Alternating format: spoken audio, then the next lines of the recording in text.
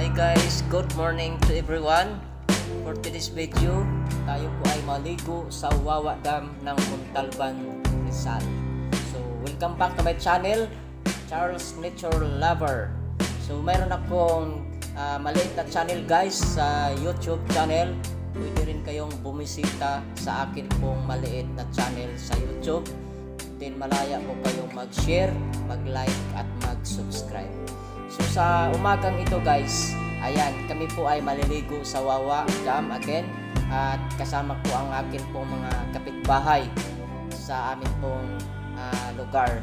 So kasama ko ang mga kabataan dito. At kami ay nabutasan pagdating sa Santa Lucia.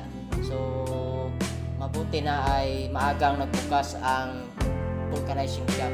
So ito na part mga kanitsure ay kararating lang namin mga alas 8 dito sa bungad ng kabilang lahat.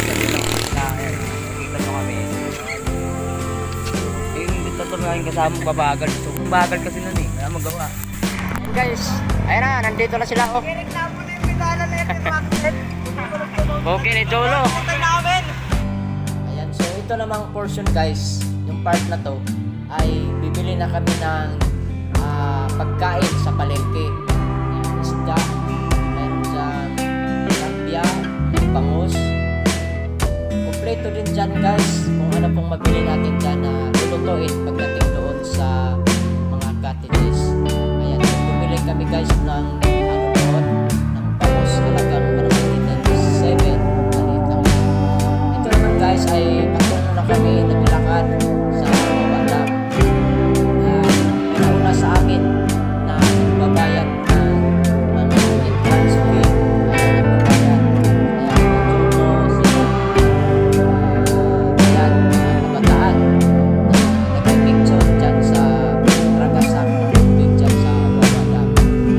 Ayan, so naghanap na kami dito guys ng aming pong masakyan na bangka. Ayan, natanaw ko na sila kasi nauna sila at ayan, makaya na nga kami ng bangka. Ang bayad pala dito ay 50, balikan na. Dyan lang po sa unahan lang naman. At habang ako ay nakasakay mga ka-nature lover, ay akin pong natanaw ang mga kagahapon. Dahil kasagsagan ng pandemic ay naliligo kami dito, buong tropa ng Southern Leyte Bikers Club. At mayroon na palang overpass para di na mahirapan tumawid sa kabila kung mag-full. At ito naman ang amin pong driver na si Kuya. At pagdating namin guys ay gutom na gutom kami. Nag-almusal kami ng hotdog at i-flex ko lang tong picture nila na naka-video. So pagkatapos namin kumain guys ay naliligo na ang mga kabataan. Ayan, nagpaanod sila mula doon sa unahan. Nagpaanod sila ng agos patungo sa amin pong cottage. Ayan. So ayan, nag-enjoy naman sila diyan. At sakto lang ang timpla ng tubig, hindi masyadong malamig at hindi rin mainit. Kaya nag-enjoy sila. Sabi pa nga nila na tara balik tayo uli. Kasi nag-enjoy sila habang nagpapaanod sa agos ng tubig, mga ka-nature lover.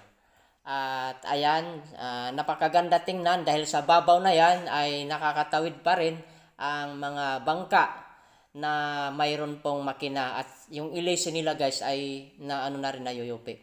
At dito kung maligo tayo mga ka-nature lover, sa unahan ay mayroon pong camp na mayroon pong ring o basketball court ay naglalaro pa yan sila. At pagkatapos guys, ito na ang part namin na kami po ay umuwi na at kami ay nagpapasalamat sa amin pong naranasan dito sa Wawa.